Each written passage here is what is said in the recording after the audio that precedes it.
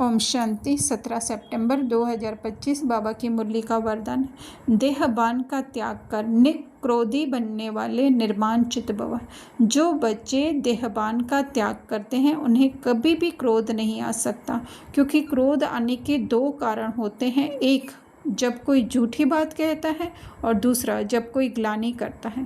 यही दो बातें क्रोध को जन्म देती हैं। ऐसी परिस्थिति में निर्माण चित्त के वरदान द्वारा अपकारी पर भी उपकार करो, गाली देने वाले को गले लगाओ, निंदा करने वाले को सच्चा मित्र मानो, तब कहेंगे कमाल। जब ऐसा परिवर्तन दिखाओ तब विश्व के आगे प्रसिद्ध होंगे। तो देहबान का त्याग अर्थात कि इस देह द्वारा जो भी कर्म हो रहा है वो मैं कर रहा हूँ, इस सोच को ख़त्म करना, वो है देहबान का त्याग करना। फिर बाबा कह रहे हैं दो कारण होते कि जब कोई झूठी बात कहता है, हमें लग रहा है कि वो झूठ कह रहा है, लौकिक रीति से हो सकता है वो झूठ बोल रहा हो, लेकिन हमें अपनी सोच जो है वो ज्ञान के हिसाब से हमें पता चल गया है कि हर एक जो है अपनी इस मिली हुई स्क्रिप्ट के अनुसार अपना रोल प्ले कर रहा है। अगर वो झूठ बोल रहा है तो उसको झूठ बोलने का भी जो है वो रोल प्ले करने का है।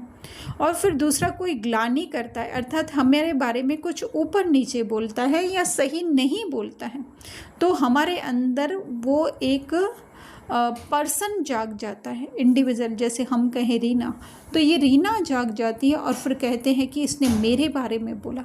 पर ये नहीं सोचते हैं कि मैं तो जस्ट इस रोल को प्ले होते हुए देखने वाली डिटैच ऑब्जर्वर आत्मा हूँ, मेरा इस रोल से जो है वो कोई लेना देना है नहीं। तो फिर जो है हम निक्रोधी बनते जाएंगे। तो बाबा कह रहे हैं ऐसी परिस्थिति में निर्माण चित्त के वरदान द्वारा कि कोई भी मान की इच्छा नहीं, इस रोल ने अगर कुछ अच्छा किया तो भी उसमें कोई इसकी मेरी बढ़ाई नहीं है, अगर कुछ इसने गलत किया तो इसमें मेरा कोई है नहीं, क्योंकि ये स्क्रिप्ट मिली हुई है।